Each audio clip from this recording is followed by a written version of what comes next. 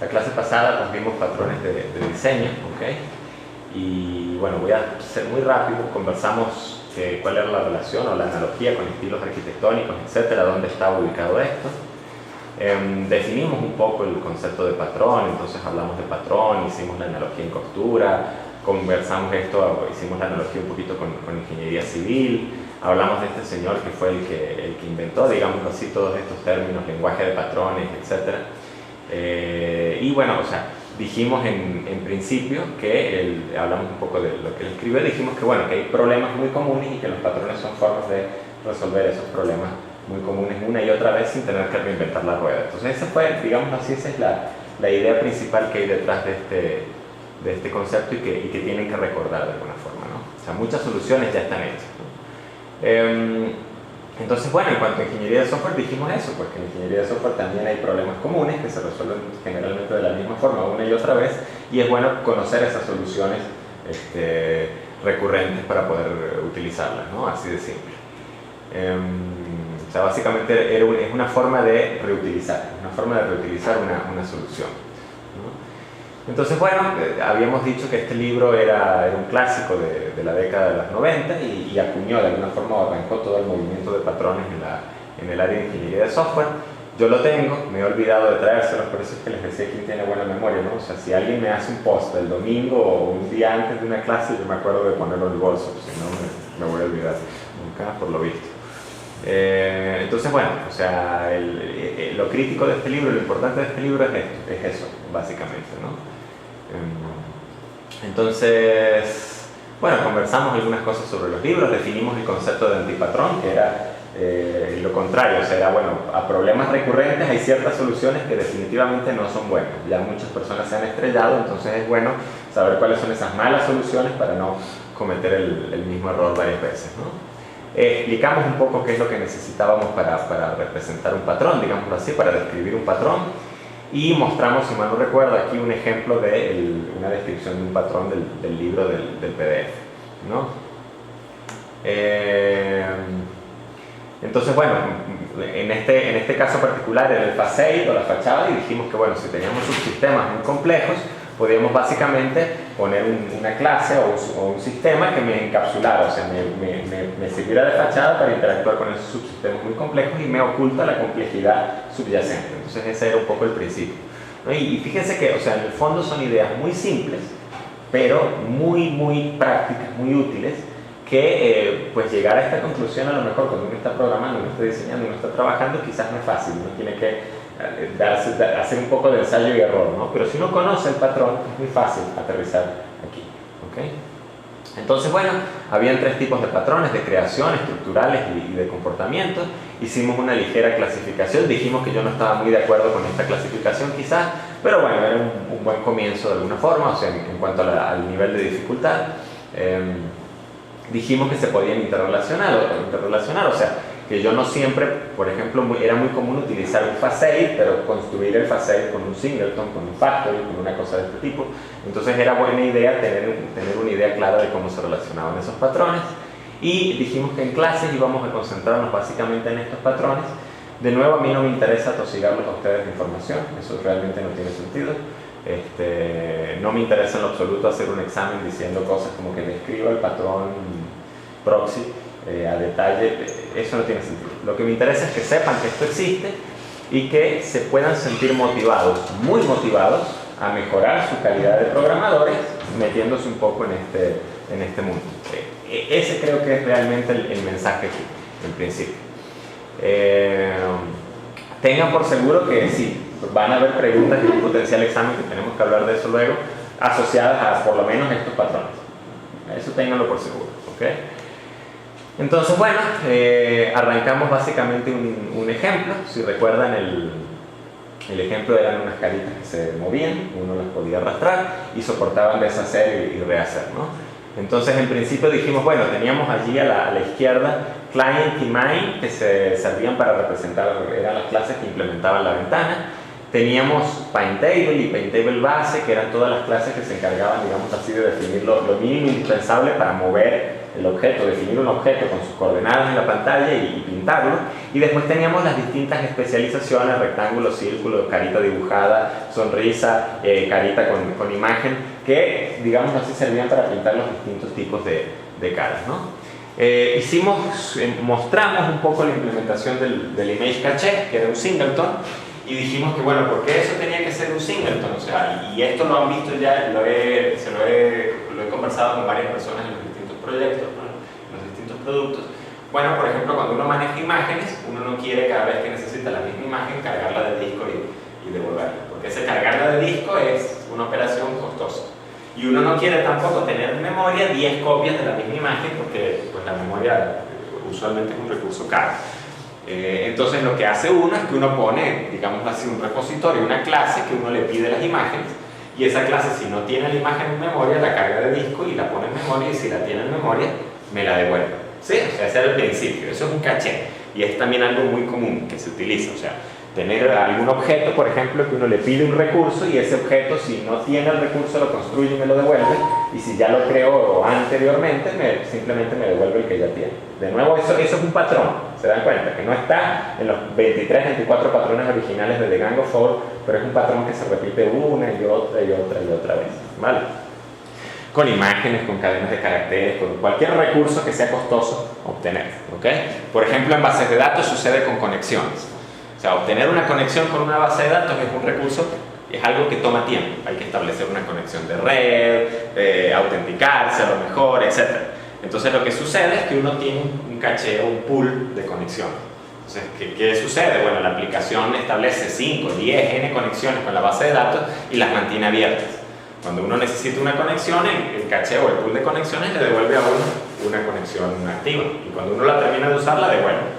Si me siguen el principio, o sea, si se ponen a pensar, es la misma cosa, solo que lo que estoy metiendo en caché son conexiones.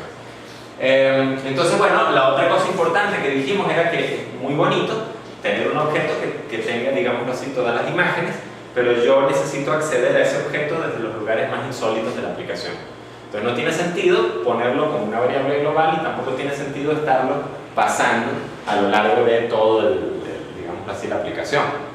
Y no tiene sentido tener múltiples instancias de ese objeto, porque entonces cuando le pido la imagen a dos instancias distintas, pues igualito van a cargar y van a tener dos copias en memoria.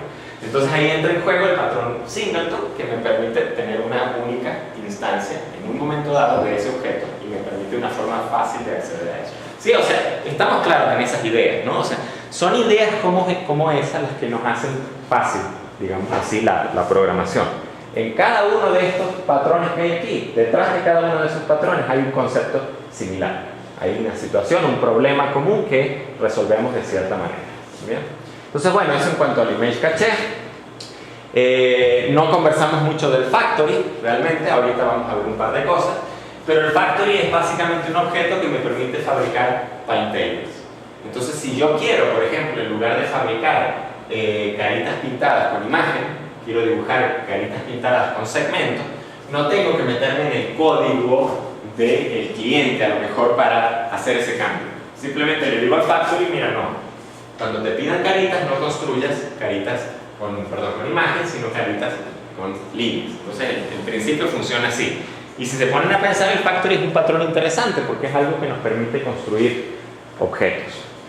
Hicimos la analogía, no sé si la recuerdan, de los dados, ¿ok? Conversamos un poco y dijimos, bueno, tenemos una aplicación que quiere acceder a una base de datos y accede por medio de un objeto que hace las funciones de guardar, leer, cargar, actualizar, eliminar, etc. Esas funciones básicas. Pero realmente a la aplicación no le interesa saber a qué base de datos se está conectando o quién está implementando, cómo se están implementando esas operaciones. Entonces yo las escondo detrás de una interfaz y uso un Factory para construirla correcta según sea el caso adecuado, ¿no? Entonces, de nuevo, uno ve allí, hay un patrón Factory que está funcionando y uno empieza a ver recurrentemente patrones a lo largo de todas las distintas cosas que programa. Entonces, obviamente, después de que estén 5 años, 2 años, una cierta cantidad de tiempo programando intensivamente, ¿ok?, van a empezar a reconocer muy fácilmente, o sea, suponiendo que no estudien esto concienzudamente, se van a dar cuenta que, bueno, a ver, no lo llamen singleton, llámenlo de otra forma, pero que ustedes resolvieron ese mismo problema en otra aplicación anterior hace 5 meses y van a usar la misma solución, o sea, van a reusar su propia solución de hace 5 meses. Entonces, si investigan un poquito sobre patrones, posiblemente se ahorren o aceleren mucho ese proceso de aprendizaje, y eso es importante. Entonces, bueno, aquí habíamos hablado del singleton, esto sí lo comentamos. Conversamos sobre el patrón composite y hicimos el ejemplo, recuerdan, del juego de póker, ¿ok? O sea que teníamos que dibujar la mesa de póker y bueno, dijimos, ok, simplemente tenemos una clase mesa que se compone de sillas, las sillas tienen jugadores y así voy creando toda una jerarquía de objetos.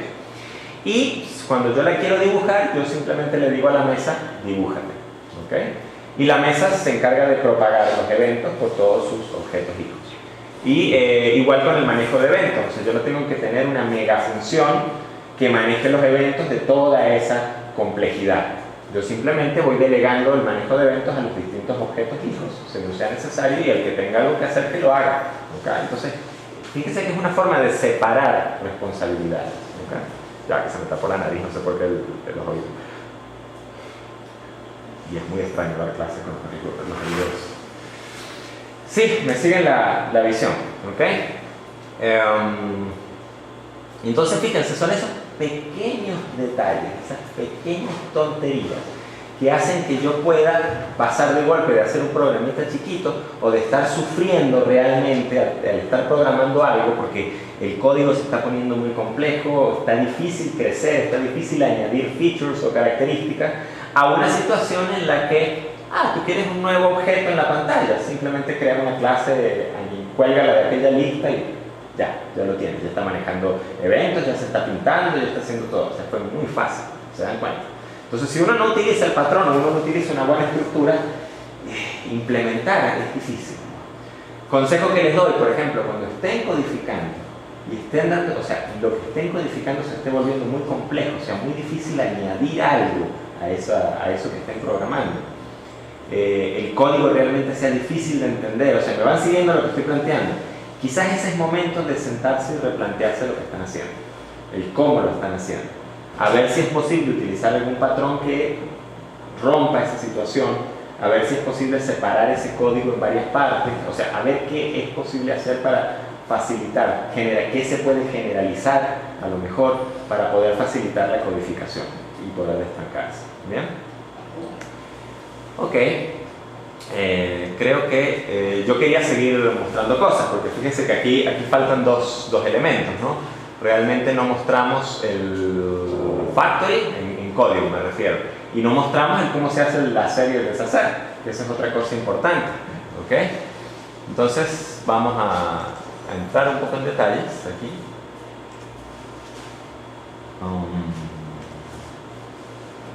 Fíjense, vamos a entrar por el factory, que es quizás lo más simple, ¿no? Noten que aquí hay una serie de pine tables. Entonces está, por ejemplo, el image face. Entonces aquí está el image face.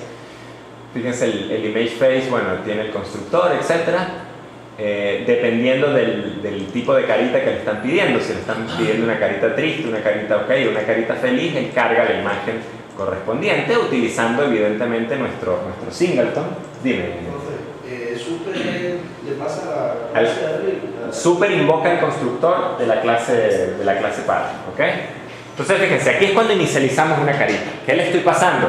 Le estoy pasando pues las coordenadas del punto superior izquierdo, las coordenadas del punto inferior derecho, hacia el rectángulo, y le estoy pasando el tipo de carita, si es feliz, triste o normal. Esa es la idea. Entonces hay varias cosas que estamos haciendo aquí muy simples, ¿no? O sea, tenemos un switch y dependiendo del tipo de carita, pues yo cargo la imagen correcta. Pero fíjense en esto, o sea, fíjense cómo se usa el singleton. No me pasaron el singleton como variable. No tengo una variable global que se llama singleton. O sea, lo que simple y llanamente estoy diciendo, bueno, es ImageCache, que es la clase, no es una instancia, esa es la clase. Y puedo hacer eso porque el método getInstance, ¿qué características tiene? Es estático, ¿ok? Entonces puedo decir, la clase ImageCache getInstance hasta aquí. Eso me devuelve una instancia, la única que puede existir de tipo ImageCache. Es la única que puede existir porque recuerden que el constructor de esto es privado, así que no puedo construirlo. Entonces, getInstance es la única posible instancia. Y luego a esa instancia le pido getImage que me devuelva la imagen correspondiente. ¿Ok? Entonces, fíjense qué fácil fue obtener la imagen. simplemente le pedí el singleton que me diera la instancia y después le pedí hice algo, alguna operación con el singleton. ¿Bien? Lo mismo puede suceder, por ejemplo, para obtener una sesión de Hibernate. Uno puede decir Hibernate factory get instance, entonces ya tengo un factory que ya inicializó la configuración, ya inicializó un montón de cosas que son las que tardan tiempo, y luego simplemente le pido get session, dame la sesión para conectarme a la base de datos, que es una operación muy rápida. Entonces uno puede utilizarlo en ese sentido. Ok, luego dependiendo de cuando me invocan al método draw, dibujar, yo simplemente dibujo la imagen que cualquier imagen, cualquiera que sea la imagen que haya cargado ahí. Sí, bastante simple. La carita dibujada es un poco distinta, fíjense, funciona más o menos de la misma manera, recibe las coordenadas y recibe el estado, y en base a eso, bueno, hace una buena cantidad de cálculos matemáticos porque ella tiene que saber dónde poner el ojo, dónde poner la sonrisa, dónde, etcétera, ¿no? Entonces, bueno, empieza a sacar todas esas cuentas de alguna forma. Y noten que ella tiene básicamente una lista de objetos de tipo PinTable. Esto lo conversamos en la clase pasada, pero vale la pena, aquí está, vale la pena decirlo de nuevo. O sea, es un composite, la cara está compuesta de otros objetos más pequeños, ¿no? Y lo que hace es construir esos objetos, o sea, construir un círculo para un ojo, un círculo para el otro ojo, y se lo añade a ese PinTable list. Igual hace con la sonrisa, construye la sonrisa y se la añade al PinTable list. Y el draw lo único que hace, dice, bueno, yo sé que yo para la cara tengo que dibujar un óvalo, pero cómo se dibujan los ojos, la sonrisa y todos los demás objetos, no sé, no me importa. Simplemente le delego el dibujo de esos objetos a los objetos que en verdad hacen el trabajo. Entonces aquí recorro mis PinTables y voy llamando y diciéndoles, mira, tú sabes cómo dibujarte, así que dibuja, ¿no?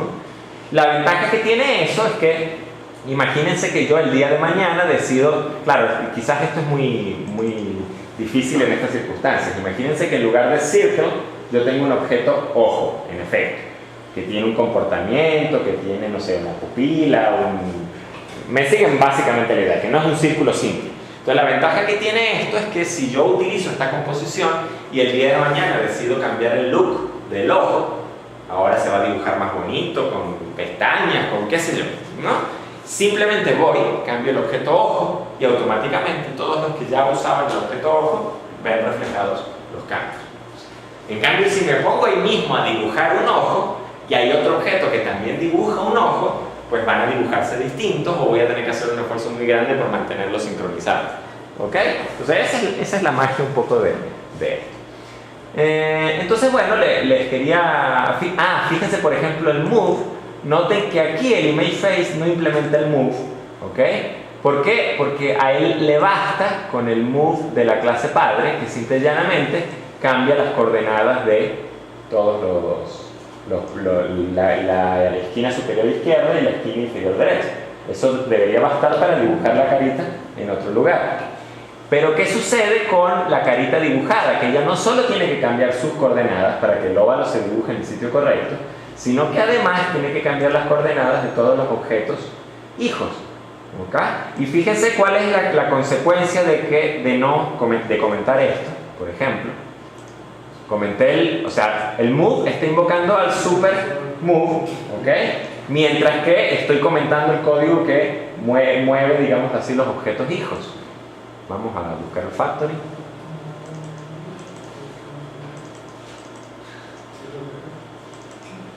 A ver, use email, hots, ya. ¿Cuál será este?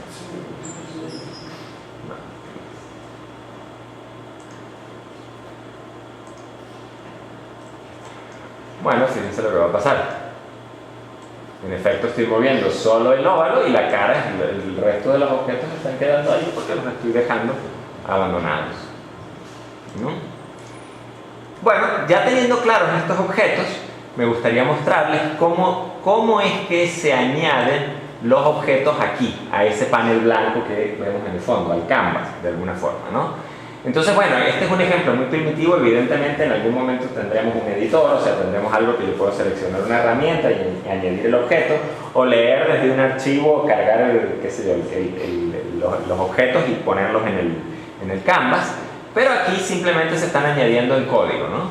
y se están añadiendo en código, creo que aquí en client, vamos a ver, aquí, fíjense, ¿no? Y noten algo, noten que aquí no hay ningún new image face o new draw face, ninguno, ¿ok? Y sin embargo aquí se están añadiendo los tres objetos. Entonces, ¿cómo se están añadiendo? Fíjense, él está obteniendo una instancia. De alguna forma, aquí lo está haciendo de manera muy simple, está construyéndola directamente de un Paintable Factory, de una fábrica. Ese señor se encarga de fabricar caritas. A mí no me interesa cómo lo hace por detrás. A mí lo que me interesa es que el tipo lo hace, así de simple. Luego, el tipo, ¿qué está haciendo? Bueno, aquí tiene la lista de Paintables y aquí uno se da cuenta el por qué necesito quizás toda esta jerarquía, o sea, tener una interfaz Paintable de la cual hereda y de la cual hereda cada una de ellas, porque a mí no me interesa manejar a la hora de dibujar o a la hora de manejar los eventos de ratón, no me interesa manejar las caritas dibujadas de una forma o las caritas con las imágenes de otra forma, etc. Para mí esos todos son rectángulos, son cosas que se pintan allí y yo las manejo por lo tanto de la misma forma, y para manejarlo de la misma forma pues tengo una lista única de Paintables, ¿ok? Entonces, bueno, lo que hago es que le añado a ese Paintable List lo que me devuelve o lo que me retorna el Factory. Paintable Factory, Create, ¿ok?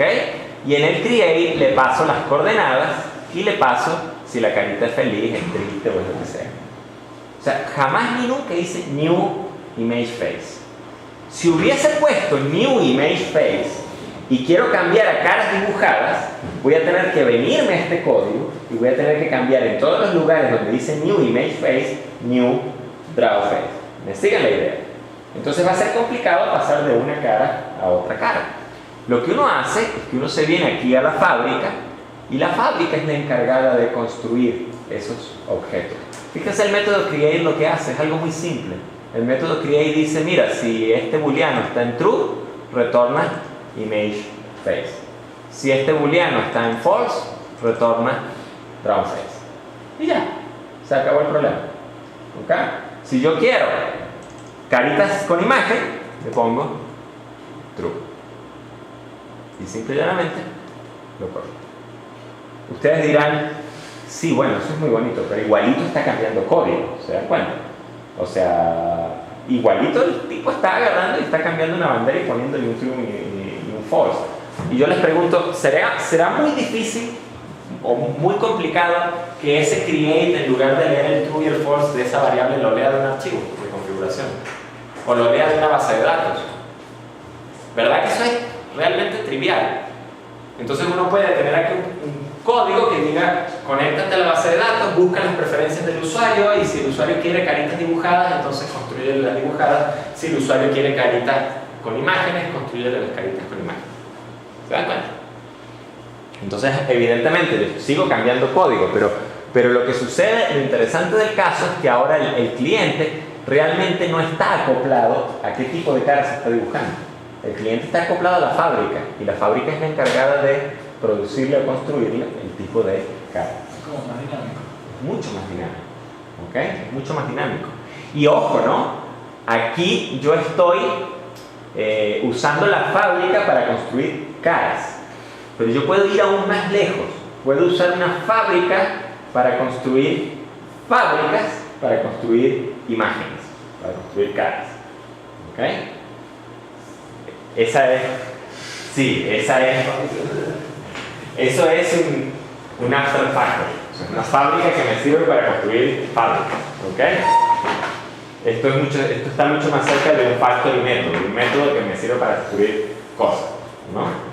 Pero mírenlo de esta manera. ¿Recuerdan el ejemplo de las bases de datos? Y sí, dijimos, bueno, a ver, tenemos un cliente. El cliente va a utilizar algún tipo de API de persistencia. ¿Sí? O sea, ¿qué significa API? Viene de Application Programming Interface, ¿no? O sea, ¿qué significa eso? Significa que esto va a ser una clase o algo que le está prestando ciertos servicios al cliente. Imagínense que yo estoy parado aquí en la puerta, ¿okay? Y ustedes están aquí adentro y yo les puedo prestar ciertos servicios con cosas que están aquí atrás, no sé qué. Y yo les digo, miren, yo las peticiones que atiendo, les pongo una lista aquí de las 3 o 4 cosas que yo hago.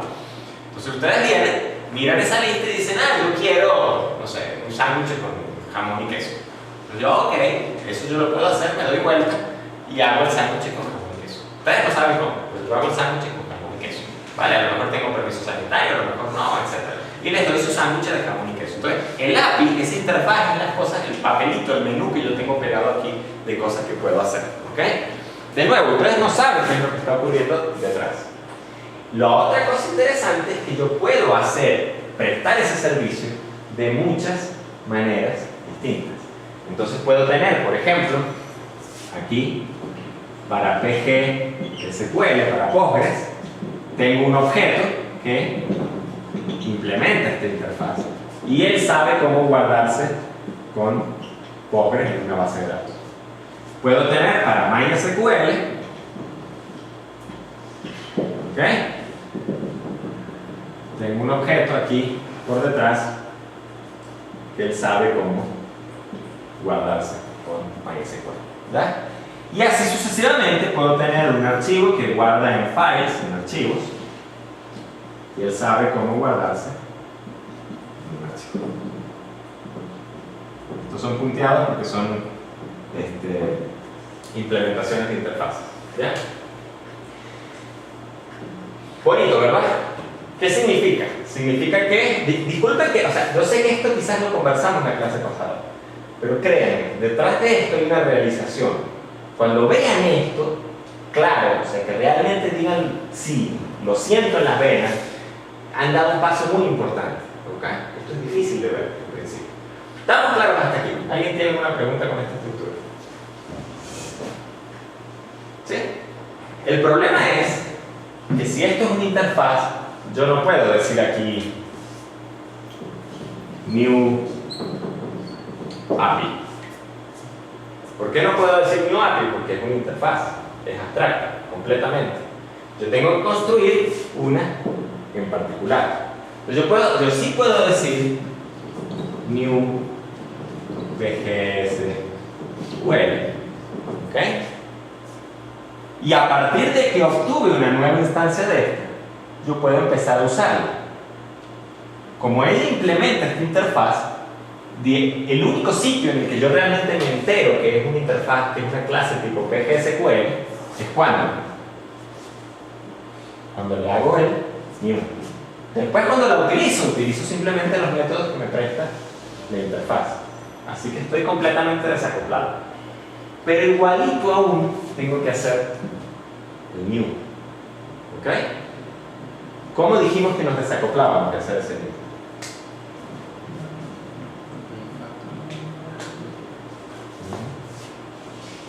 Yo puedo perfectamente poner aquí un factory, ¿ok?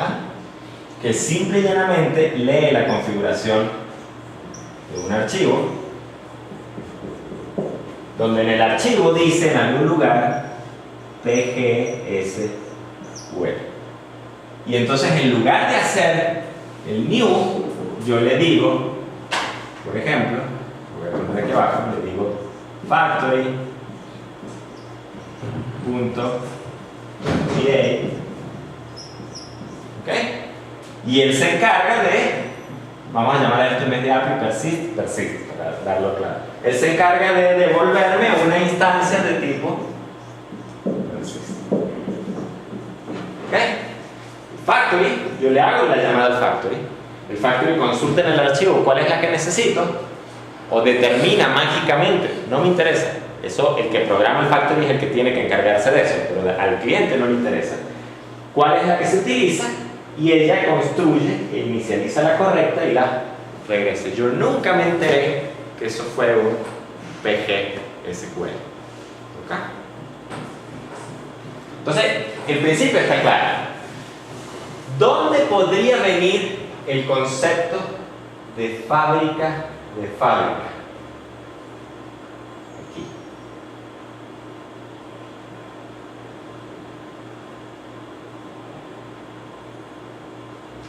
kit. ¿Ah?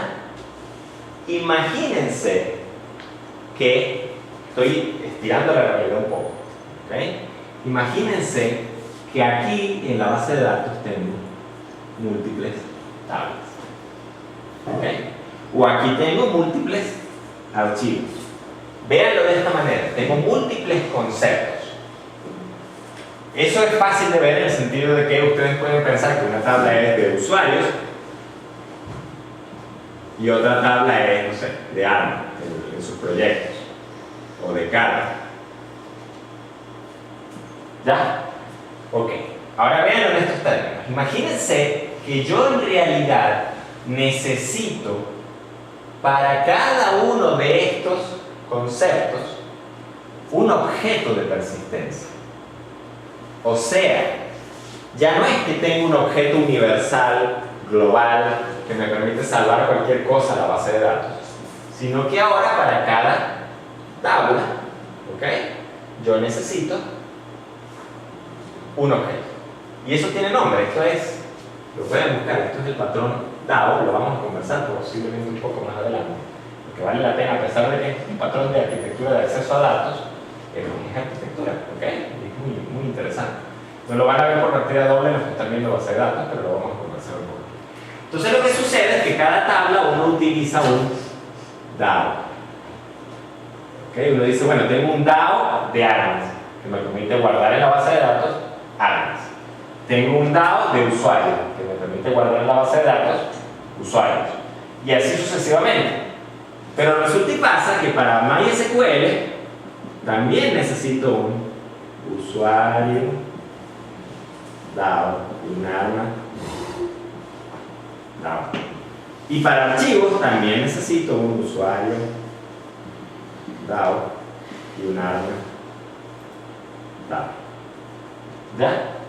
Claro, este sabe cómo guardar archivos, este sabe cómo guardar a MySQL, este sabe cómo guardar a Postgres. O sea, son implementaciones distintas. ¿Ok? Y yo a lo largo, este cliente necesita a lo largo de todo el proceso fabricar muchos DAOs de esos. Entonces, si estoy, por ejemplo, pensando en conectarme a MySQL, necesito fabricar los múltiples DAOs de MySQL. Si estoy... me van siguiendo la idea. ¿Okay? Entonces, ¿qué hace uno? Uno puede hacerse una fábrica. Imagínense que este es ahora un factory, que lo que sabe es cómo fabricar los DAOs de Postgres. Y este es un factory, que lo que sabe es cómo fabricar los DAOs de MySQL. Y así sucesivamente. Un factory, que lo que sabe es cómo fabricar los DAOs de archivos, etc. Entonces uno lo que hace, lo que obtuvo aquí, es un factory, ¿ok?, que puede construir DAOs. ¿Se dan cuenta? Un factory que sabe cómo construir DAOs. O sea, es una fábrica de fábricas. ¿Ok? Yo obtuve la persistencia y yo, si quiero, por ejemplo, un DAO usuario, digo usuario DAO ud igual a p.get DAO, y aquí digo, no sé, usuario, y eso me devuelve el DAO usuario. ¿Alguien tiene alguna pregunta? General.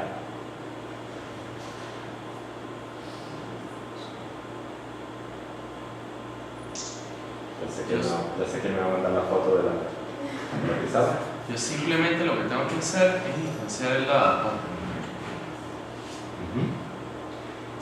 Imagínense, yo usé el semestre pasado otro ejemplo que quizás es mucho más, o sea, es mucho menos volátil, es mucho más volátil, o sea, muy poco técnico, pero funcionaba bastante bien.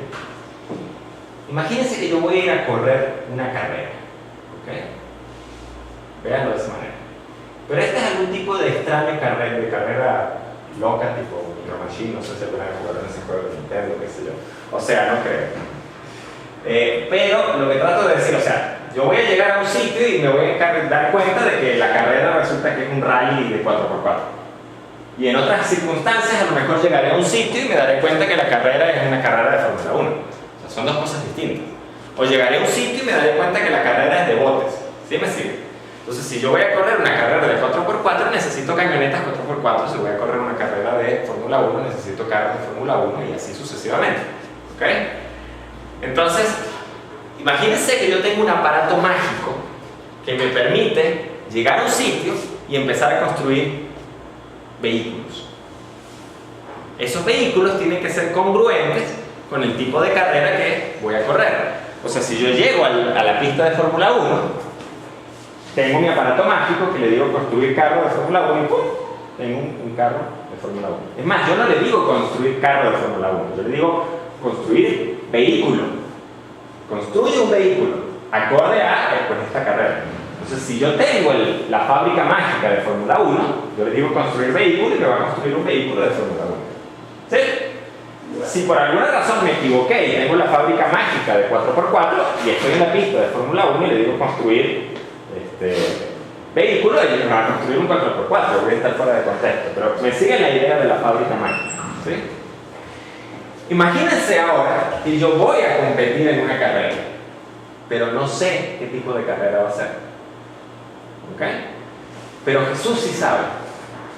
Jesús sabe que el sitio al que vamos a llegar, al que yo voy a llegar, va a ser una carrera de lanchas. Por lo tanto, Jesús sabe que Él me tiene que dar a mí, ¿qué fábrica? ¿Qué cajita mágica? La cajita mágica que construye lanchas. Fíjense, Jesús no me está dando las lanchas.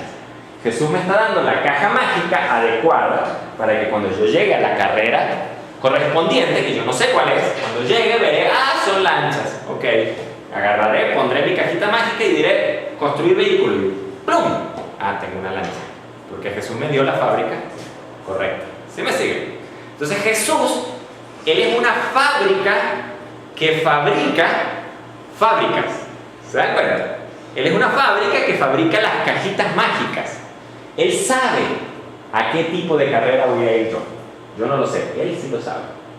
Entonces Él es capaz de decir, coño, esta persona va a una carrera de Fórmula 1. Vamos a darle la caja mágica que construye vehículos de Fórmula 1. Y Él me da la caja. Yo no sé qué me está dando. Yo sé que Él me está dando una fábrica de vehículos. Y eso es más que suficiente también. ¿Ok? Cuando yo llego a la pista de Fórmula 1, al sitio de la carrera, me entero, era una carrera de Fórmula 1. ¿Ok? O a lo mejor, fíjense, ni siquiera me entero de que es una carrera de Fórmula 1. Agarro mi cajita y digo construir vehículo. Eso construyó un vehículo. ¿De qué? No sé. No me interesa. Yo sé que es un vehículo. Me puedo montar y lo puedo manejar. ¿Sí me siguen? Nunca me enteré que fue una carrera de Fórmula 1, porque tengo todas las abstracciones para manejar el vehículo. ¿Les gusta el ejemplo? ¿Se entiende el ejemplo? ¿Ok? Se puede institucionalizar.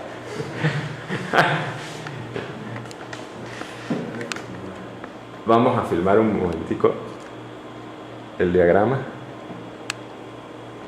Ups. Ok. Bien, entonces está claro lo que estamos haciendo aquí. Fíjense que son conceptos complejos de cómo encadenamos objetos y de cómo estructuramos sistemas, clases en esos sistemas, etc. ¿Se dan cuenta? Si no manejamos esos conceptos complejos, probablemente no podamos construir sistemas complejos.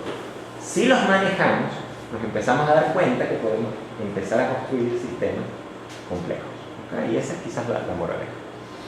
Bien, entonces ya estamos claros dónde se construye esa caja. Dónde y cómo se construyen las cajas. Ahora, lo que tenemos que entender es cómo se maneja el deshacer y el rehacer. ¿Sí? Entonces yo les voy a echar el cuento, el principio, de forma muy simple. Antes de hacerlo, me gustaría oír ideas. Si ustedes tuvieran que implementar un deshacer y un rehacer, ¿cómo lo harían? Una pila. Y lo hago y dependiendo de la operación que haga, lo voy insertando, no todo como se dice, sí. Ok, o sea, almacenando en una pila. César, ¿almacenando qué? La acciones, las últimas acciones. Morí, entonces inserto esa acción en la vida. La última coordenada. Borré, inserto, o sea, todas las acciones las voy a... ¿Cuál es la diferencia entre almacenar acciones o la última coordenada? Que las acciones voy a poder retroceder hasta la primera. Tú puedes tener cosas que no dependen de tus coordenadas y hay información que te falta. ¿Okay? O sea, fíjense, sí, ese es el principio. Cuando uno programa un editor gráfico, y les digo, o sea, la mejor experiencia que ustedes pueden pasar, una de las mejores experiencias que pueden vivir en programación, es programar un editor gráfico. Ahí hay de todo.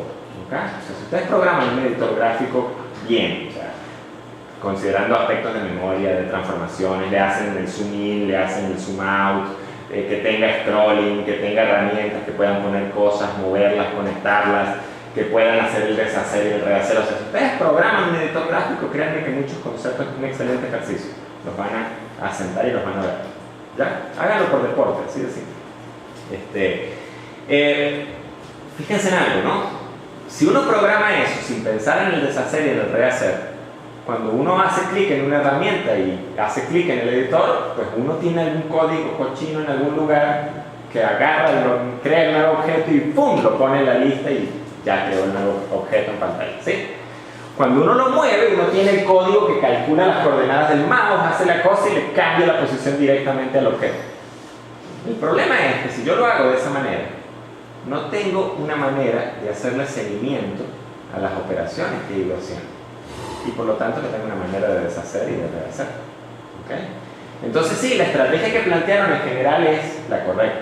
O sea, ¿uno qué hace? Uno agarra y empieza a pensar en las operaciones que puede hacer el usuario sobre los objetos, las operaciones que uno quiere deshacer o uno quiere rehacer, y uno define acciones, define comandos.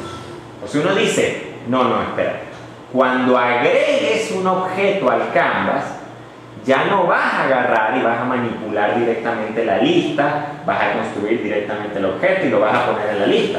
Porque yo no tengo, si hacemos eso, no tenemos información de cómo deshacer la operación.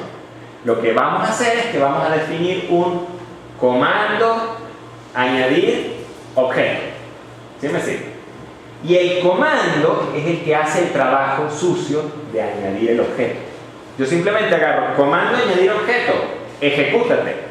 Y el comando internamente hace lo que tiene que hacer. Lo interesante es que como yo estoy encapsulando la acción en una clase y le puedo poner ejecútate, también le puedo poner un desejecútate, que hace exactamente el proceso contrario. Entonces, si yo trato de manejar globalmente el ejecútate y el desejecútate de las, no sé, 10, 15, 20, 3 o 4 operaciones que ustedes pueden hacer sobre esos objetos en pantalla, el código va a quedar grande y feo.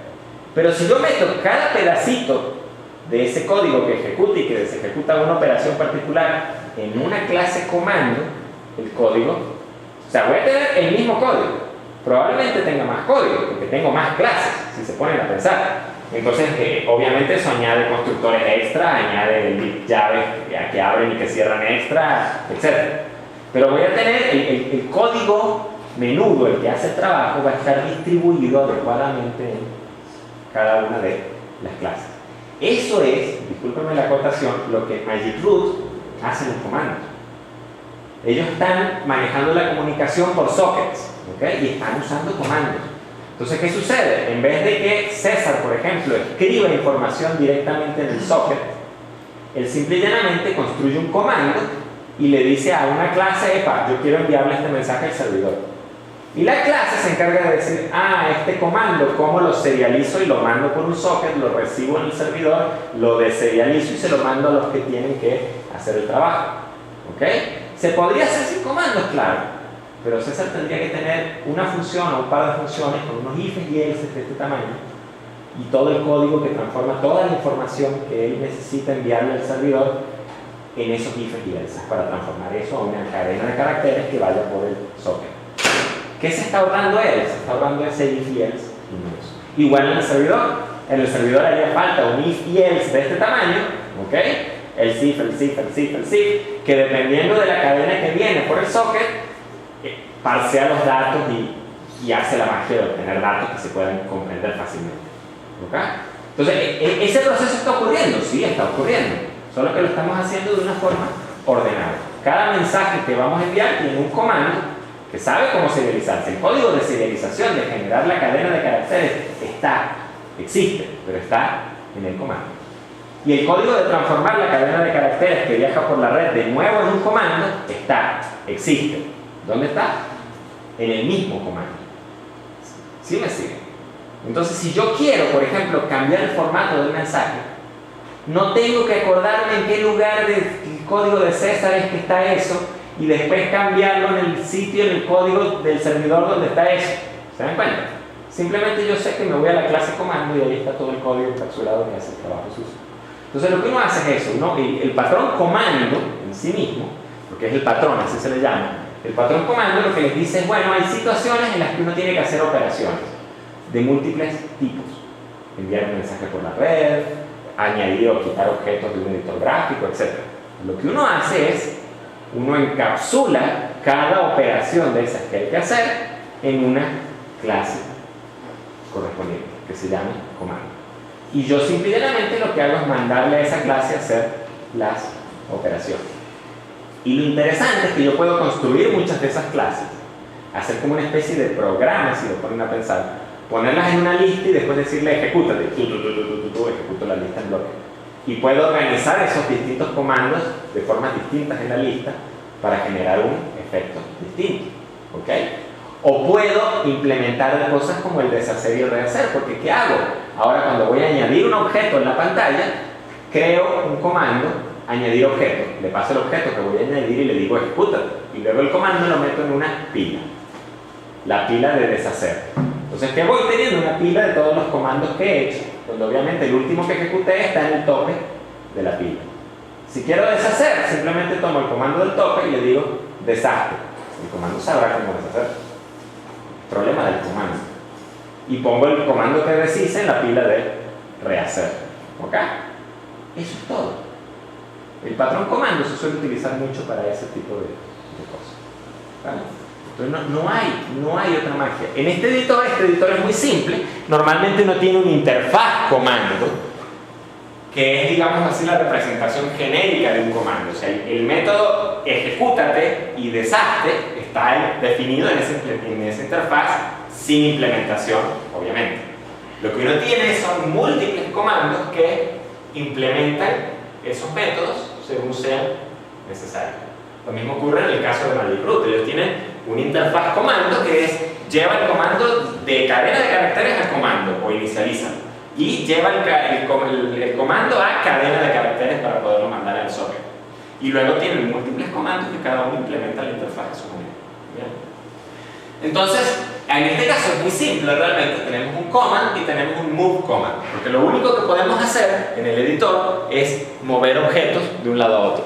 Entonces, el único comando en realidad que estamos manejando es el de mover. ¿Ok? Entonces, bueno, vamos a ver.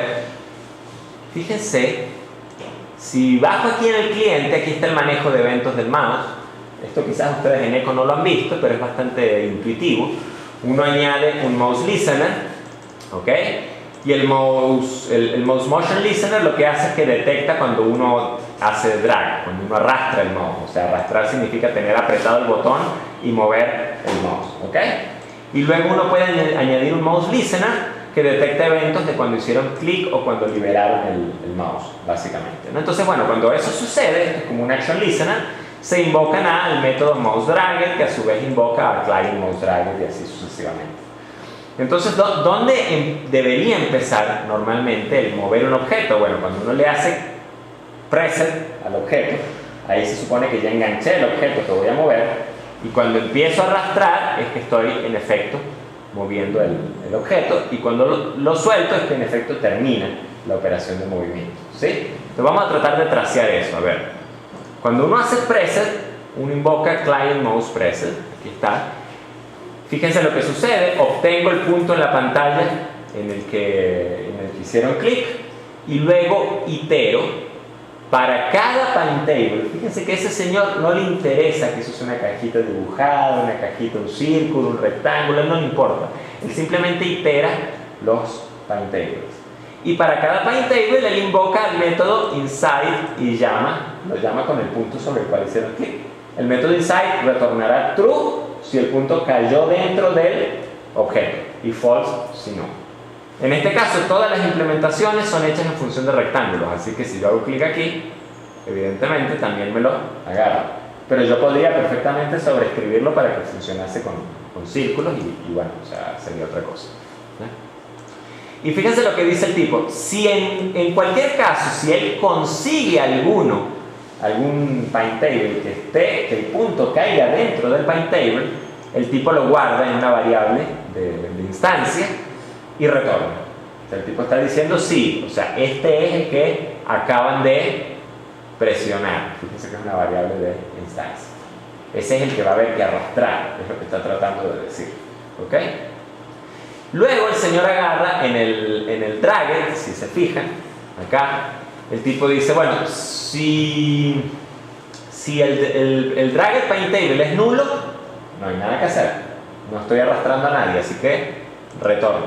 Esto, por cierto, es una práctica de codificación que se llama get the fuck out. ¿Okay? Básicamente, o sea, antes de hacer nada verifiquen las condiciones y si alguna condición les dice que no tienen que hacer nada, retornen inmediatamente. ¿Okay? O sea, esto se podría escribir de la forma contraria, yo podría ponerlo de esta forma, ¿okay? Pero estoy añadiendo un nivel más de indentación en el código. En cambio, si lo pongo de esta manera, yo digo, bueno, si es nulo, ya, chao, retorno, no hay nada que hacer. ¿Bien?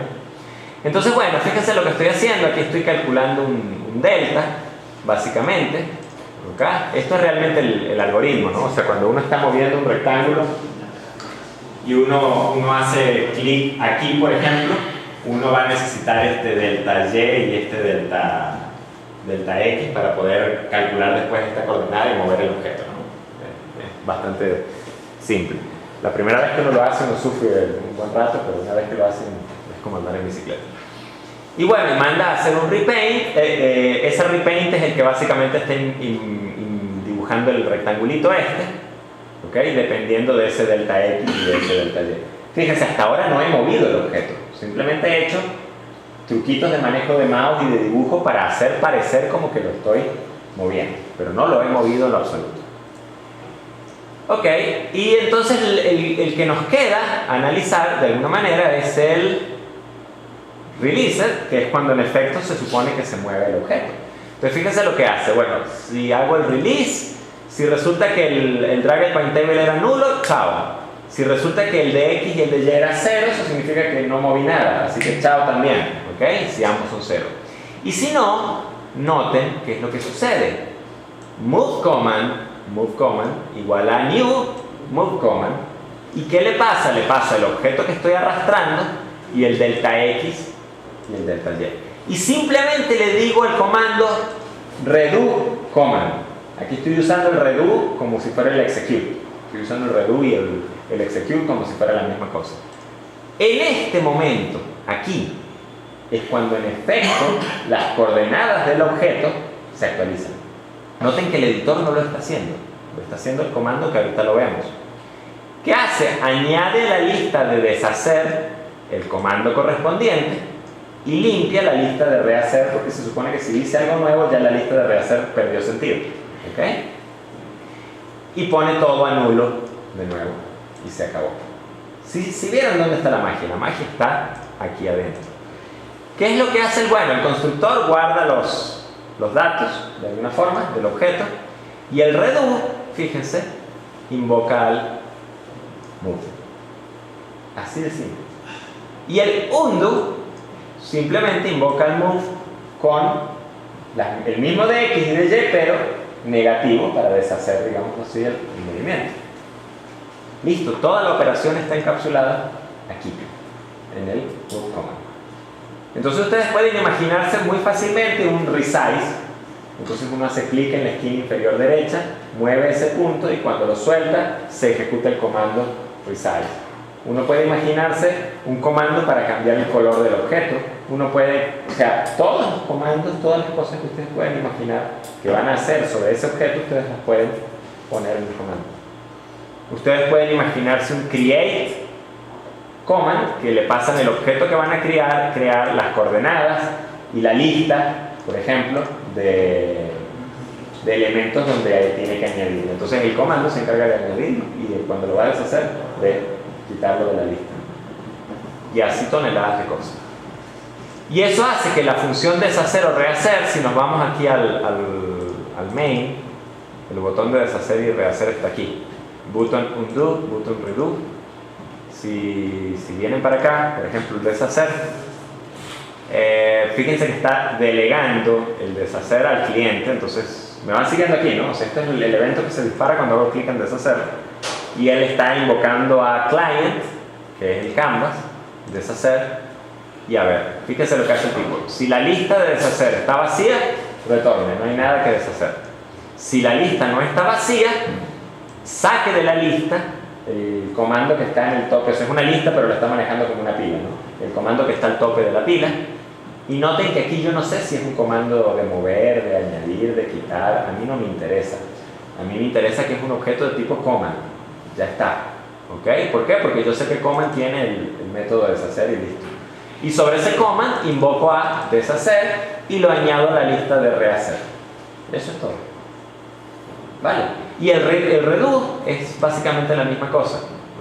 Si la lista de rehacer está vacía, retorne. Si no, obtenga el primero de la lista y en vez de invocar a deshacer, invoque a rehacer y añádalo a la lista de rehacer. ¿Ese código está en el repositorio? Ese código está en el repositorio. ¿Cómo se llama el paquete? Ya les digo. El proyecto se llama Design Patterns 01. Se los voy a escribir porque sé que ahí casi no se lee. Se llama... Sería bueno si lo escribo que lo escriba grande también, ¿no? ¿Cuál es la gracia de escribirlo porque no se lee y que no se lee aquí también?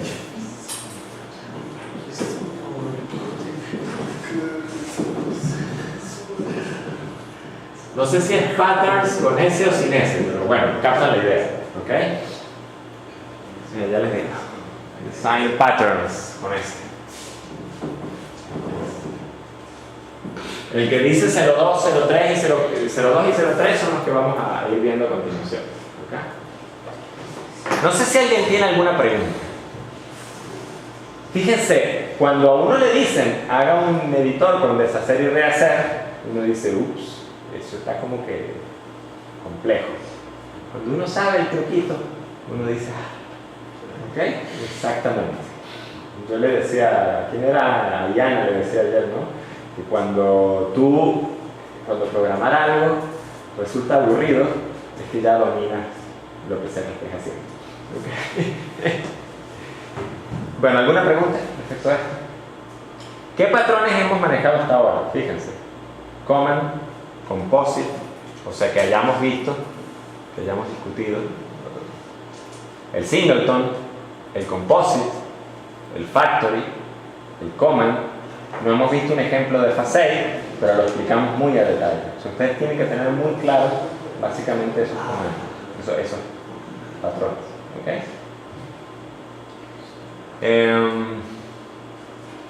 Bien, un poco en conclusión, y digo en conclusión para cerrar de una vez las transparencias, o sea, vamos a seguir viendo un poco de código, ahora tengo otros ejemplos que mostrarles. Dejen de pensar en términos de código menudo, o sea, dejen de pensar en términos de if, de else, de while, de force, etc. Y empiecen a pensar en términos de estructura, o sea, de cómo organizamos el código para lograr cómo organizamos las clases y distribuimos las responsabilidades a lo largo de distintas clases y cómo cooperan entre sí esas clases para lograr un objetivo. ¿Ok? O sea, eso es importante. Es difícil. O sea, no les voy a mentir, de alguna forma. Lo que trato de decir es, no es algo que uno se lee un libro y dice, ok, ya tengo el chip para organizar. La única forma en que se obtiene esa habilidad es programando, ¿ya? Eso es como la única forma en que ustedes ven un violinista y el tipo se transforma en un virtuoso del violín y hace cosas que uno dice, ¿cómo es que el tipo hace eso? Bueno, el tipo toca 8 horas diarias durante los últimos 10 años, ¿qué pueden esperar? ¿Ok? Así de simple. ¿No? Entonces es lo mismo, no se desanimen, esto cuesta agarrarlo, pero si uno programa, lo agarra eventualmente. Y si uno es consciente, eso sí es importante. Uno ve programadores que no son conscientes de esto y nunca dan el paso.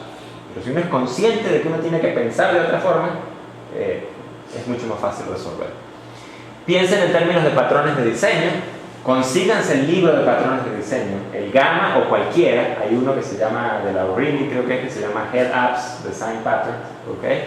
Y pónganlo, no sé, en la mesa de la cocina, en el escritorio, en el baño, donde ustedes quieran. No lo lean de cabo a rabo el libro, o sea, ábranlo de tanto en tanto y revisen, el patrón tal, vamos a ver qué hace el patrón tal, ¿ok? En la buceta, entonces uno va leyendo y uno va, digamos así, empapándose del asunto. Ok. ¿Preguntas en general? Pasamos a los demás ejemplos. Bien. El resto de los ejemplos, déjenme verlos. Realmente no los veo desde el semestre pasado, si soy franco. Son variaciones sobre esto. ¿Ok?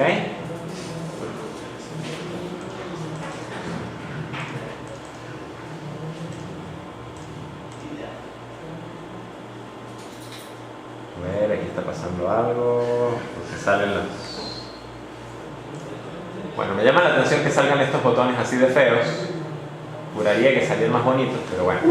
Fíjense que esto es una variación del editor anterior, solo que ahora yo puedo añadir cosas. Ya no salen las tres caritas predefinidas inicialmente.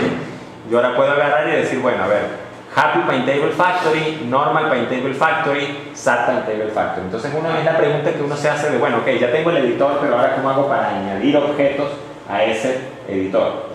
Y peor aún, para que dependiendo de lo que esté seleccionado en la paleta, yo añada objetos al editor. O sea, si aquí está seleccionado Happy Paintable Factory, lo que voy a añadir son caritas felices y así sucesivamente. Entonces fíjense, si selecciono el Happy y le doy clic aquí, él dibuja caritas felices, todas las que ustedes quieran. ¿Okay? Si selecciono normal, él dibuja caras normales, todas las que ustedes quieran. Si selecciono sad, él dibuja caritas tristes, todas las que ustedes quieran. Ajá. Si le da un clic, una carita triste encima de una carita feliz, No lo cambia, seguramente te va a dibujar la carita triste encima. Ahí para trabajar con capas. Sí. Eso sí es un poco más profundo, pero sí. No, o sea, si vas a trabajar con capas, fíjate, se me ocurre ahora una forma de hacerlo, ojo, no tiene por qué ser la única.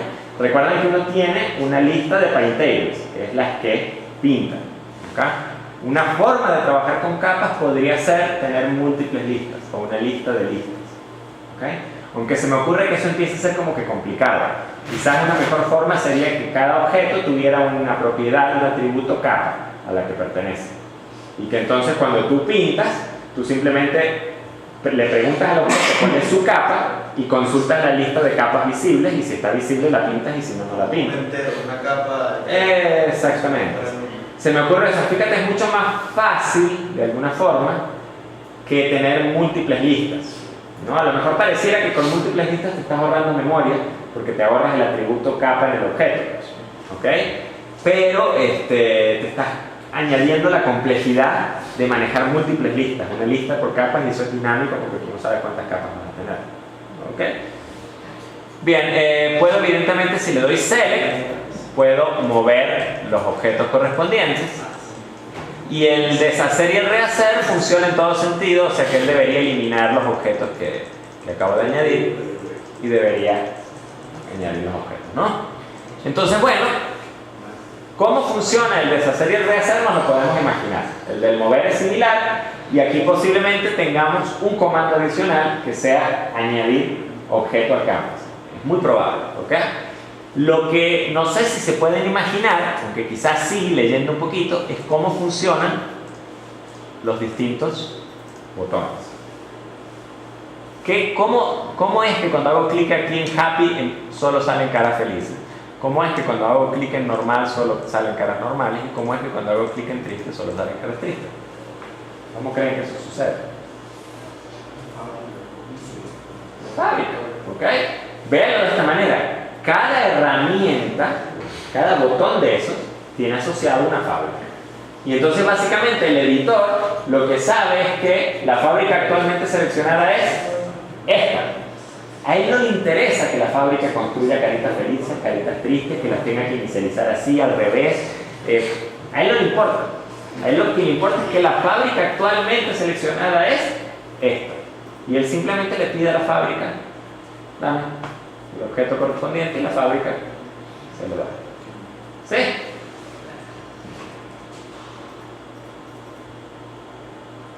Vamos, déjame ir abriendo el Visual Paradigm. Ahí vi un diagrama. Vamos a ver si está actualizado.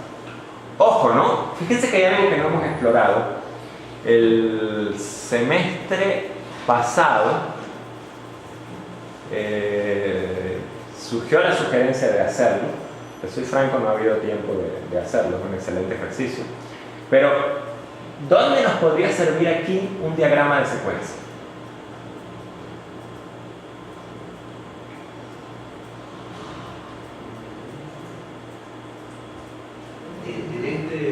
En este ejemplo.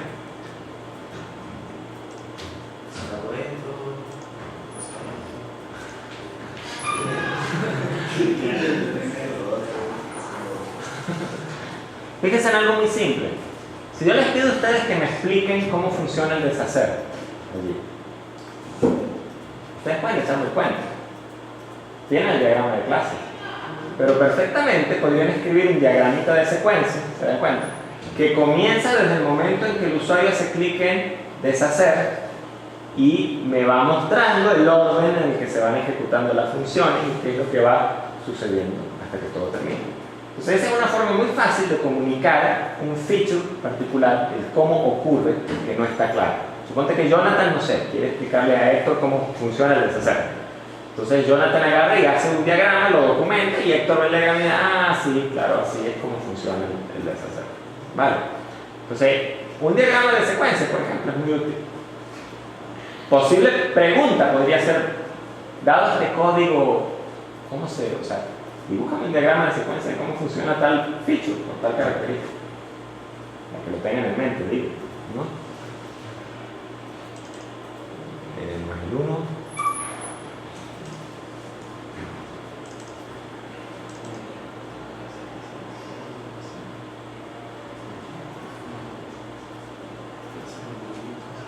Bueno, o sea, está actualizado, pero no tiene todos los comandos, así que no podemos depender mucho de esto.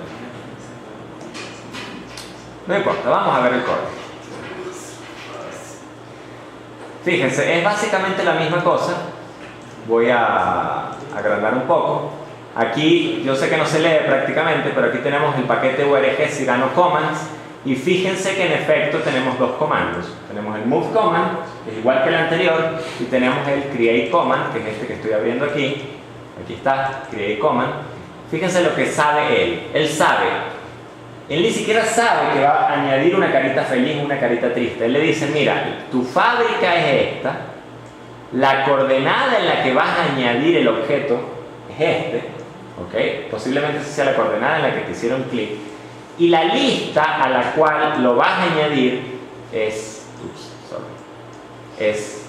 esta que está acá. ¿Ok? Eso es lo único que el comando básicamente sabe. Déjenme picar esto para que se vea una sola línea. Eso es lo único que el comando sabe. Cuando al comando le dicen ejecútate, el comando simplemente agarra y dice, bueno, si el paintable que se supone que voy a añadir es nulo, es porque lo estoy ejecutando por primera vez. No es un redo, no es un rehacer. Así que estoy corriendo, lo tengo que crear el paintable en este caso. Entonces él simple y llanamente agarra y llama a, voy a picar esto, llama a paintable factory, create y le pasa al factory las coordenadas correspondientes. ¿Ok? Fíjense que aquí no está ya si la carita es triste, feliz o lo que sea. ¿Por qué? Porque voy a tener un factory para caritas felices, un factory para caritas tristes y un factory para caritas normales. ¿Bien? Y simple y llanamente añade el paintable a la lista. Si es el deshacer, lo que el tipo hace es eliminar el paintable de la lista. O sea, tan simple como eso. Los factories, los voy a abrir. Si se fijan, aquí tenemos ahora una happy image face y tenemos un happy paintable factory. tenemos un normal image space y un normal paintable factory, y tenemos un sad image space y un sad paintable factory. O sea, antes teníamos un image space, si recuerdan esto, teníamos un solo image space. Ahora resulta y pasa que tenemos un objeto image space para las caritas felices, para las tristes o para las que sea. O sea, necesito hacer bien la distinción entre una y otra cosa para no tener que lidiar con la propiedad de si la carita es feliz o triste o lo que sea. Entonces, lo que uno hace aquí, el factory, fíjense, el factory simple y llanamente construye directamente una carita triste. Este es el sad image, sad paintable factory, dibuja una carita triste, punto. ¿Okay? Lo demás está comentado. Mientras que la carita triste lo que hace es que, bueno, simple y llanamente se inicializa con la imagen de carita triste y dibuja la carita triste. O sea, es mucho más simple. ¿Se dan cuenta? Antes tenía una sola clase carita que dibujaba las distintas caritas dependiendo del atributo propiedad y una fábrica que construía ese objeto. Ahora voy a tener una clase carita triste que es mucho más simple que las otras. O sea, tengo más código en el fondo, pero es mucho más simple. ¿Okay? Tengo más objetos, pero es mucho más simple. Ojo con algo, ahora que hablo de los muchos más objetos, fíjense que esto ha crecido, tengo muchos más objetos que antes. Yo tenía un amigo, un colega, donde muchas veces sosteníamos esta discusión. ¿Tener muchas clases es bueno o es malo? Entonces, por ejemplo, a él le encantaba usar inner classes, o sea, declarar inner classes, declarar una clase principal y adentro declarar clases. Yo soy todo lo contrario, a mí no me gustan las inner classes, a mí me gusta declarar las clases por fuera. Entonces, qué sé yo, mis diseños tendían a generar en promedio más clases que los diseños de él, que tendían a generar en promedio menos clases. ¿Okay? Y el eterno argumento de él era que menos clases era más simple y era más fácil de manejar. El eterno argumento mío era que menos clases implicaba clases más grandes, implicaba un nivel de dificultad mayor de comprensión y de manejo de cada clase individual. ¿Sí me sigue? Entonces ahí hay un argumento que hay que tener en cuenta. O sea, a veces la gente se preocupa cuando ve que empiezan a generar muchas clases, o muchas clases, o muchas clases. Un argumento que salió en Magic Root, por ejemplo, no voy a decir, se dice el pecado, no el pecador en este caso, es pero si hacemos las cosas de cierta manera usando comandos, voy a tener más clases. ¿Ok? Sí, vas a tener más clases, pero vas a tener más clases más simples, en principio, y más fáciles de manejar. Y cuando hay un problema particular, uno sabe a qué clase ir rápidamente. Entonces, de nuevo, o sea, eso es una discusión común entre desarrolladores de software que hay que tener en mente. Si van a tener muchas clases, asegúrense de tener nombres claros de clases, jerarquías claras de clases, paquetes bien definidos, las clases clasificaditas por paquetes, etc. Entonces es mucho más fácil de manejar. ¿Ok? Profesor, Bien. una pregunta. Usted sabe que cuando uno programaba en C, uno decía .h, .cpp, o sea, separaba la implementación o sea, daba una interfaz. ¿Cómo se podría hacer eso? No se puede. No se Esa puede. fue o sea, sí se puede, sí y no. O sea, tú puedes hacer un objeto interface que define digámoslo así, las firmas de los métodos. Y luego haces un objeto que implementa esa firma. Entonces, bueno, eso en casos como este que tenemos aquí en el pizarrón, es razonable hacerlo. Es razonable decir, este señor que está aquí, esa interfaz que me da esa persistencia, eso es en efecto un interface que define las firmas de los métodos. Esta chupeta que está aquí, que ven aquí, representa eso, representa las firmas de los métodos. ¿Ok? Y todos estos señores la implementan. Pero cuando tú tienes un caso 1 a 1, que sabes que no va a crecer, me explico, o sea, tú tienes una clase A y sabes que siempre va a ser implementada por esa clase A. No tiene sentido hacer una interfaz A y después una implementación A. Ahí sí estás duplicando cosas. Uno añade una interfaz cuando uno sabe a ciencia cierta que esa interfaz puede tener múltiples implementaciones distintas para lograr múltiples efectos distintos. ¿Sí me sigue? Uno añade la interfaz en sí mismo. Entonces, esa fue una de las características que de alguna forma, y eso, ojo, eso se puede hacer en C++ también con clases virtuales. Eso en C++ no se hace con la separación del punto H y del punto C, ¿verdad? La separación del punto H y del punto C se hace fundamentalmente, hay una razón bastante de peso, y es que tú puedes, cuando tú haces una librería, tú compilas el código fuente, que es el punto C, y generas la DLL, el punto SOL, lo que sea. Y eso es un binario, tú le das al cliente el binario, pero obviamente le das el punto H para que pueda vincularse, linkearse contra la librería. Entonces, es una manera de no tener que darte el código, de no tener que darte el CPP, ¿ok? Entonces, bueno, o sea, ya esas son particularidades, ya va, hacemos más que, bueno, que no empiece esa discusión en ciertos entornos porque nunca termina. Bien, sí me siguen. Entonces, quise la colación de que tenemos muchas más clases, pero pues esas clases en promedio son muy simples. Normal Image Face hace básicamente lo mismo, ¿ok? Solo que carga la otra imagen, y así sucesivamente con las demás cargas. Y el cliente, el main, seguramente es el que maneja los botones, los botones de la barra de herramientas. A ver, sí, aquí está. Fíjense que el main ahora añade, aquí está añadiendo al norte el panel de arriba que tiene el deshacer, el rehacer, y está añadiendo al este el panel que tiene la barra de herramientas. ¿Me siguen la idea? ¿Okay? Esto es Swing.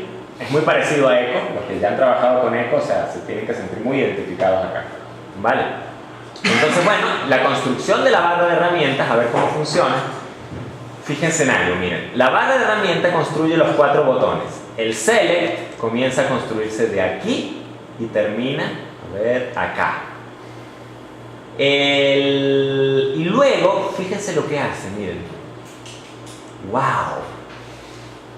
Acá el tipo está construyendo los otros 3 botones.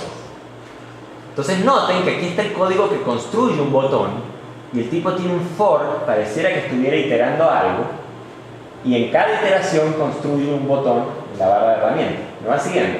Entonces, esto empieza a ser también un ejemplo de una arquitectura orientada a plugins. ¿Por qué? Porque déjenme decirles un secreto que acaba de salir de aquí, de ver este código. Estas barras de herramientas que están aquí, estos elementos que están aquí, son plugins. El día que ustedes quieran otra nueva carita, ustedes pueden implementarla independientemente del editor y enchufársela al editor para que el editor ahora la muestre. ¿Okay? Entonces, vamos a tratar de entender esto. Miren, el tipo de dónde está sacando itera sobre una lista. ¿De dónde está sacando la lista? Le está sacando, aquí está la lista, para Integral Factory List. La está sacando, el tipo tiene un objeto plugins reader y está leyendo un archivo que se llama plugins.txt. ¿Ok? Vamos a ver qué tiene ese archivo, vamos a ver si lo encontramos. A ver. Aquí está, plugins.txt. Si lo abrimos, fíjense que tiene el nombre de la fábrica feliz, la fábrica normal y la fábrica triste. ¿Qué pasa si quitamos la fábrica feliz de este archivo y corremos el programa? A ver. Ajá. Solo tenemos caras normales y caras tristes. No hay caras felices. ¿Se dan cuenta? Ese es el principio. O sea, así funcionan en principio los plugins. Uno le dice al programa al cual le quiere enchufar features en algún lugar, enchúfale esto, y el programa leerá esa configuración o lo que sea y dirá, ok, tengo que enchufar esto. Pero para poder enchufarlo, digámoslo así, lo que uno está tratando de enchufar debe cumplir ciertas reglas. Básicamente, traten de viajar con su laptop a, no sé, a Argentina, y traten de enchufar el enchufe en la pared. Ojo, ¿no? Los cargadores hoy en día son universales, o sea, el cuadradito soporta 220, 110, el voltaje que sea del país correspondiente, los hercios que sean, etc. Pero el enchufe, la interfaz, créanme, no va a entrar porque allí ya usan de los que son cilíndricos, enchufes cilíndricos, ¿ok? Entonces, bueno, obviamente para que el plugin funcione, uno tiene estas clases que uno le está pasando, tiene que cumplir con ciertas características. Vamos a ver cuáles son esas características. La fábrica. Fíjense. SAP Paintable Factory, que implementa Pine Table Factory. Y Pine Table Factory simplemente tiene la interfaz create. Entonces, noten, Jonathan, es un uso para interfaces. Tienes una interfaz que te define el contrato. En este caso, el contrato del plugin. Si tú quieres hacer un plugin y si tú quieres aparecer en la barra de herramientas, tienes que implementar esta interfaz. Si no, no sales. ¿Ok? Y entonces, ahora uno puede entender un poquito cómo funciona este for que está aquí. Que se ve feo, pero créanme que no es tan feo. Voy a... okay. Entonces fíjense, vamos a asumir, no lo voy a mostrar realmente mucho, o sea, esto es código menudo, que este fsread de plugin reader lo que está haciendo es leer el archivo stxt que acabamos de ver hace un rato, este que está aquí, y construir dinámicamente nuevas instancias de estas fábricas según el nombre. ¿Ok? Por ejemplo, a ver, aquí está leyendo el archivo, no voy a entrar en este código realmente. Ajá, aquí se supone que la cadena line tiene el nombre de la clase, o sea, la cadena line tiene org, Cyrano, tools, happy, Pine Table Face. ¿Me van siguiendo la idea? ¿Ok? Y aquí lo que estamos haciendo es, fíjense, class for name line new instance. Esta es la, no voy a entrar mucho en detalles, esto se llama reflection programming, pero uno puede deducir un par de cosas aquí. ¿Ok? El new instance es bastante obvio. Lo que estoy haciendo es construyendo una nueva instancia. Y el class for name lo que me está devolviendo es una representación de la clase dado el nombre de la clase. Esta es la otra parte, digámoslo así, que uno usa mucho cuando programa cosas con plugins, el reflection programming, el construir clases con su nombre solamente, ¿vale? Y es algo que vale la pena meterse. No sé si alguien tiene preguntas aquí, para ir cerrando con este ejemplo. ¿Alguna pregunta de esto? De nuevo, yo sé que el código, bueno, hay que sentarse y mirarlo, pero en principio, o sea, leer de un archivo y hacer ese tipo de cosas no es la gran cosa. Y en el main, fíjense lo que sucede, para cada fábrica, él itera para cada fábrica de esa que obtuvo en el archivo, y él construye un botón, ¿no? Y el nombre que le pone es el nombre de la fábrica, o sea, eso es para simplificar el ejemplo, pero por ejemplo en el factory yo puedo poner un get icon, un get name, un get, si me siguen, que me devuelva un icono, un nombrecito bonito, un tooltip, la documentación, lo que ustedes quieran, todo lo puedo enchufar perfectamente. Y al botón le añado un action listener que lo que hace es que simplemente le dice al cliente, mira cliente, tu fábrica actualmente seleccionada es esa que estoy inicializando en este momento. Así de simple. Cuando hacen clic en el botón, le están diciendo al cliente, mira, tu fábrica es esta, tu fábrica actual es esta. Y si se fijan, el select le dice al cliente, tu fábrica es nula, no hay fábrica seleccionada actualmente. ¿Bien? Entonces eso es lo que hace de alguna forma bueno, aquí selecciona por defecto el botón de seleccionar. Eso es lo que hace un poco la magia. ¿Qué es lo que hace el cliente cuando le hacen clic? Fíjense, si recuerdan los listeners, cuando le hacen pressed, a ver, fíjense, si la fábrica es igual a nulo, quiere decir que la herramienta de seleccionar es la que está actualmente seleccionada y hace lo que sea que tenga que hacer coherente a la herramienta de seleccionar. ¿Okay? Si la fábrica seleccionada es distinto de nulo, entonces ¿qué hace el tipo? Miren, create command new, create command, le pasa a la fábrica, le pasa las coordenadas, le pasa el Pine Table list y dice create command punto redo command, y ya sabemos lo que hace ese señor, ¿okay? Y lo añade a la lista de deshacer. Y esto también se puede transformar en plugins. El comportamiento de qué es lo que ocurre cuando le hago clic, uno puede hacer plugins o políticas en este sentido, pero eso complicaría el ejemplo mucho más. ¿Okay? Entonces, bueno, en primera instancia, o sea, tienen este ejemplo, les da muchas ideas de qué tan complejo puedo yo hacer crecer esto. para cerrar, ¿qué patrones de diseño puede usar y cómo puede implementar una estrategia basada en plugins, una aplicación basada en plugins de forma muy simple? ¿Okay? Entonces, en principio, funciona de esta manera. Imagínense en sus juegos, por ejemplo. Imagínense que ustedes, no sé, tienen distintas armas y el cálculo que están haciendo en combate es simple. O sea, ustedes tienen, bueno, te pego la defensa del arma más lo que sea, menos lo que sea. Ahora yo les cambio les muevo el piso un poco, les digo, no. Ahora, dependiendo del arma, la lógica y cómo se calcula el daño, o sea, no solo los parámetros, defensa, ataque, etcétera, sino la fórmula con la que calculo el daño es distinta para cada arma.